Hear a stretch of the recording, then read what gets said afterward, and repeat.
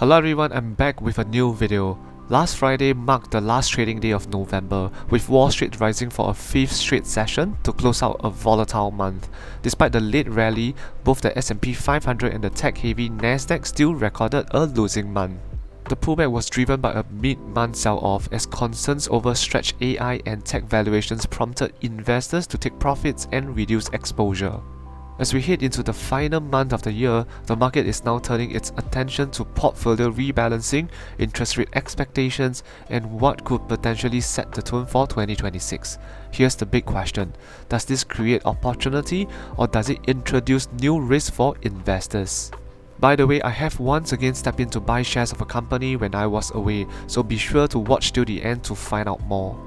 US stocks rose during holiday shortened trading day last Friday as a volatile month came to a close, even though the tech-heavy Nasdaq ultimately snapped its impressive 7-month winning streak.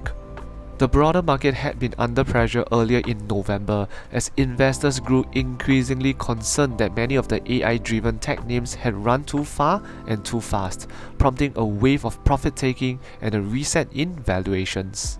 However, sentiment shifted sharply last week. Stocks rebounded as traders were betting that the Federal Reserve could deliver an interest rate cut at its upcoming December meeting, which is less than 2 weeks away. Softer inflation readings, cooling economic indicators, and a pullback in Treasury yields strengthened the belief that the Fed may finally be pivoting towards a more supportive policy stance. At the same time, renewed faith in the AI trade has helped reignite demand for big-cap tech leaders. Investors started to rotate back into cloud computing plays, semiconductor names, and AI-exposed software companies, giving the sector a strong tailwind heading into the month of December.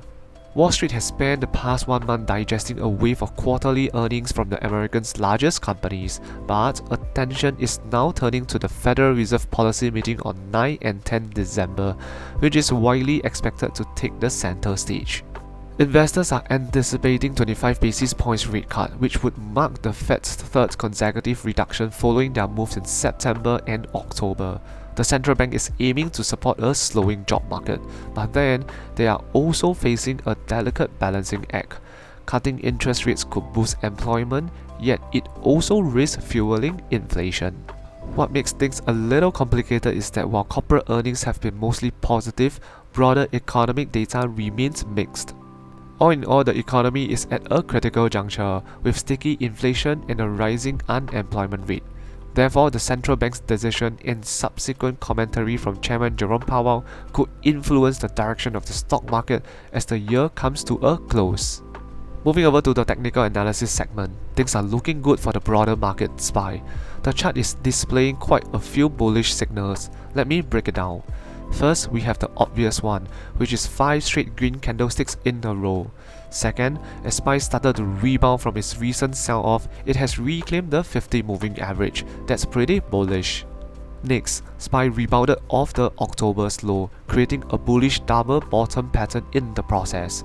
Fourth, last Friday's candlestick has brought SPY just above the green uptrend line. And finally, the 5th bullish signal is that the MACD just had a bullish crossover. With 5 bullish signals on the chart, I wouldn't go shorting the market at this point. Come this week, I think there could be a chance for SPY to push near the all-time high of 689.7. If SPY breaks above it, it's called uncharted territory, and I think we can expect more all-time highs in the next 1 to 2 weeks. Alright, but let's say for whichever reason the market somehow pulls back and gets rejected near the all-time high, I think there is no need to panic yet. Just pay attention to the 50 moving average will do. The level is 670. So long as SPY stays above that, we are all good. Personally, I think before the Fed's meeting on 9 and 10 December, it's quite unlikely for the market to go below this moving average. Unless of course we have some unexpected negative news or events that no one could have foreseen. Let's now jump over to Apple. Apple is looking equally bullish. As you can see, the share price has created a new all-time high last week. And towards the end of the week, the share price went near the record high again. It seems like the bulls are trying to push it higher. In addition, check out the MACD. It just had a bullish crossover. So if the broader market continues to be bullish this coming week, I'm expecting Apple to create another new record high by going above 280. At record high area, which is what I love to call the uncharted territory, sellers tend to dry up because most would want to let their winners run. At the same time, FOMO buyers tend to step in to purchase shares at all-time high, which I don't know why. Anyway, I could be wrong, so if let's say I'm wrong and Apple sees a pullback, two key support levels to watch.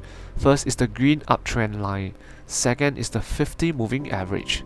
Again, just like SPY, my view is that even if we do have a pullback this or next week, the odds of Apple going below both support levels before FOMC meeting are pretty low.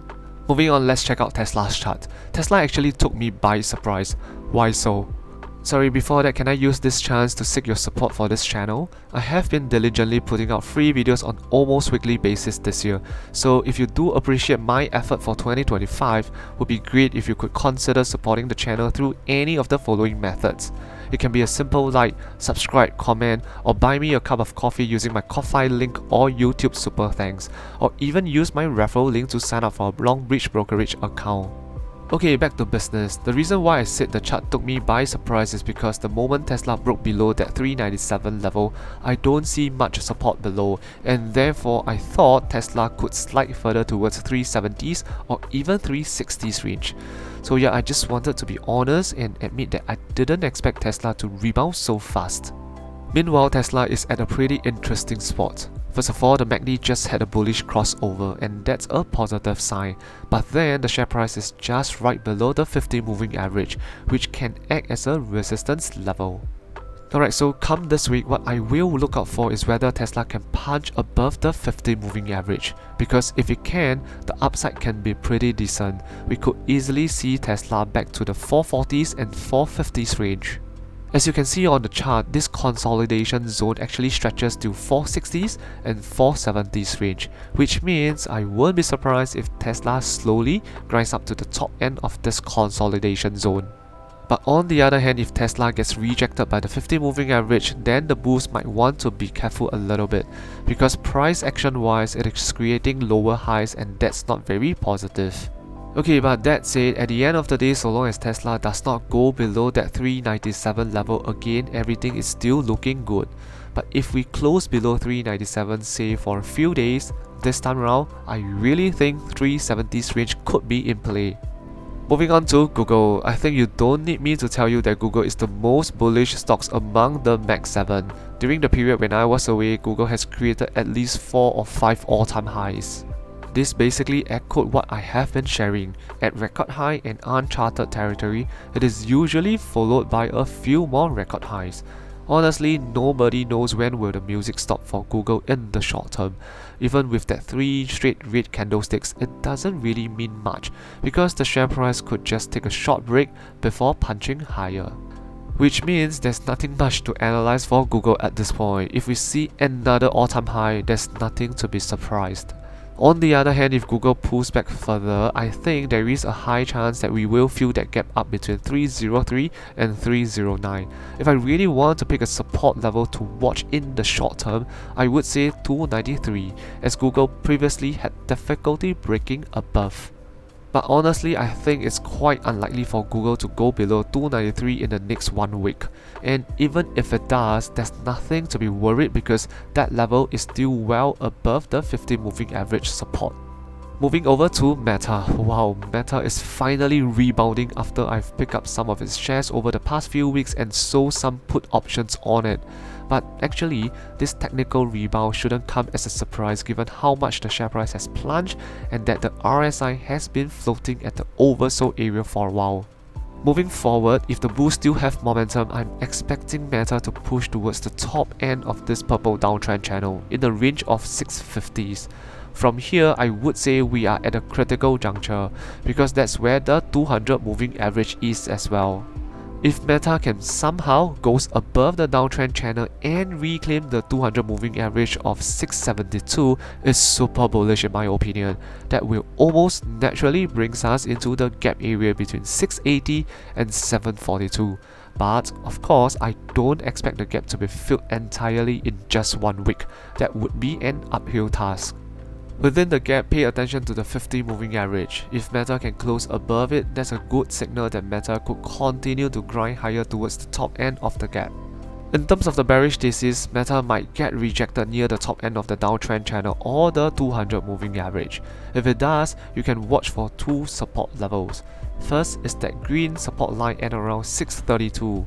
Second is none other than the bottom of the downtrend channel. If Meta goes below the channel, we could see Meta falling below 600 again towards the 580s range. Alright, let's now check out Microsoft's chart. Microsoft is turning bullish. In fact, I placed a sell put order last Friday but it did not get filled. This means in the short term, I'm feeling quite positive about its price action, but I could be wrong. Anyway, what triggered me to place the bullish bet was that Microsoft bounced off the 200 moving average. On the day when Microsoft had that bounce, you can see that the candlestick has a long wick. It means the bears tried to push down the price during intraday, but bulls stepped in to push the price back up by the end of the session. This was followed by a tiny gap up the next day, which means the bullish momentum is continuing. And just one more thing, Microsoft has also reclaimed the resistance level of 489. If it continues to stay above this level in the upcoming week, I think there is a chance for the share price to touch 500 or even go above it. Okay, but ultimately the big test lies at the 50 moving average, which sits at 510. If Microsoft can put a few solid candles above this moving average, the upside could be massive. And in terms of the bearish thesis, very simple. As long as Microsoft stays above the 200 moving average and the purple support line at around 460, there's nothing to be worried about. But if it falls below both levels, I think minimally the share price will likely hit December 2024's high at around 452. Moving over to Nvidia, among the stocks that I covered, Nvidia looks the most bearish. As you can see, it is stuck in this purple downtrend channel.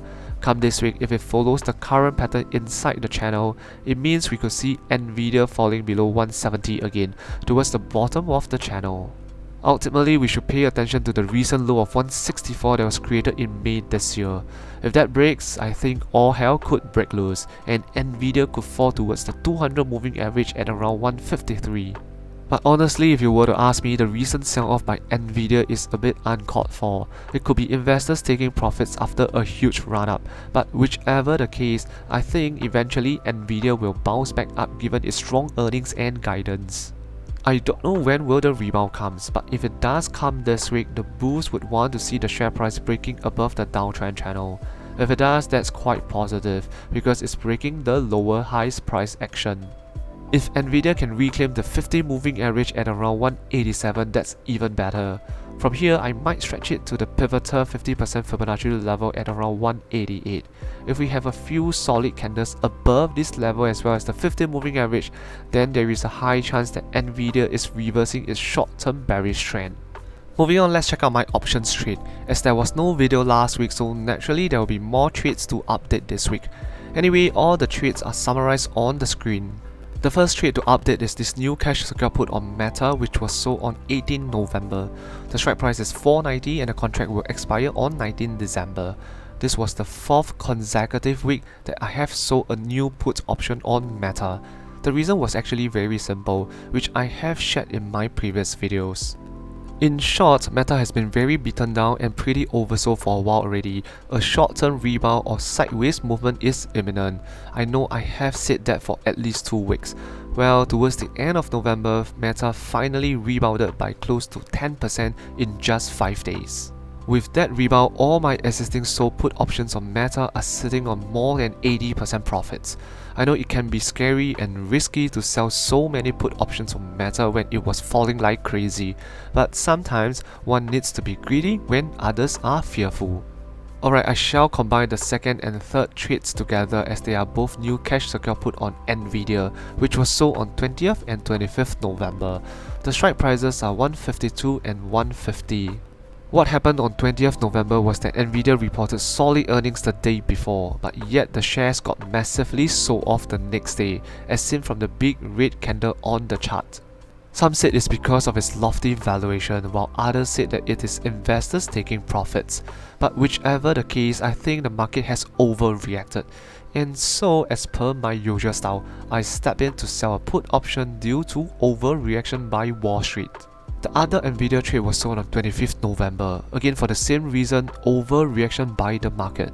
On that day, there was a report that said Meta is considering using Google's TPUs in its data centers in 2027 instead of Nvidia's GPUs. As a result, the share price of Nvidia dropped more than 6% during intraday, and so I stepped in to sell the put option because I was of the view that Nvidia will rebound sooner rather than later.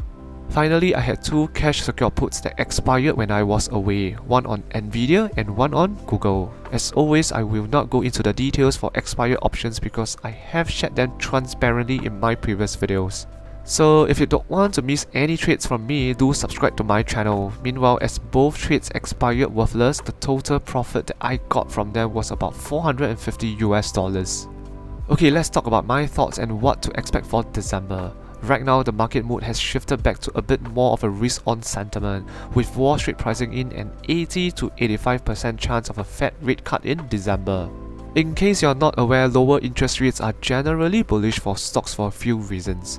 First, they make it cheaper for businesses to borrow money to fuel their growth. Second, they reduce the cost of debt, which is a tailwind for corporate earnings, and over the long term, earnings drive stock prices.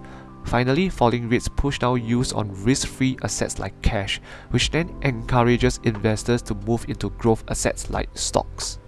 Okay, but that said, investors don't want to see the Fed cut interest rates because the economy is in trouble. With the unemployment rate at 4-year high, there is a risk that consumer spending could slow sharply in the months ahead, which will hit corporate earnings. This could then potentially send the S&P 500 lower, even with interest rates falling. History shows us that this can happen. Over the past 25 years, unexpected economic shocks have sent markets into bear territory, despite supportive Fed policy. For instance, the dot-com crash in the early 2000s, the global financial crisis in 2008, and the COVID-19 pandemic in 2020. But before you panic, I got to say there's no sign of a major shock on the horizon right now. I just wanted to mentally prepare everyone that when market fears a slowdown, investors tend to trim exposure to risk assets and move into safer, income-generating investments like government bonds or cash. Which is why Jerome Powell's comments on 10 December will be key. If he signals concerns about the economy, don't be surprised to see some money flowing out of stocks, especially with the S&P 500 trading at relatively high valuations. Okay, for me personally, I see any short-term weakness as a potential buying opportunity for patient and long-term investors like myself. Historically, the S&P 500 and fundamentally strong companies have always recovered from even the most dire economic events. I've got quite a bit of dry powder by the sidelines ready to deploy, and patience will be key, just like how I stepped in to add to my Meta position when I was away the last 2 weeks. Alright, that's it for this video. If you found my content useful, could you help me beat the YouTube algorithm by liking, subscribing and commenting something below? Thanks a million.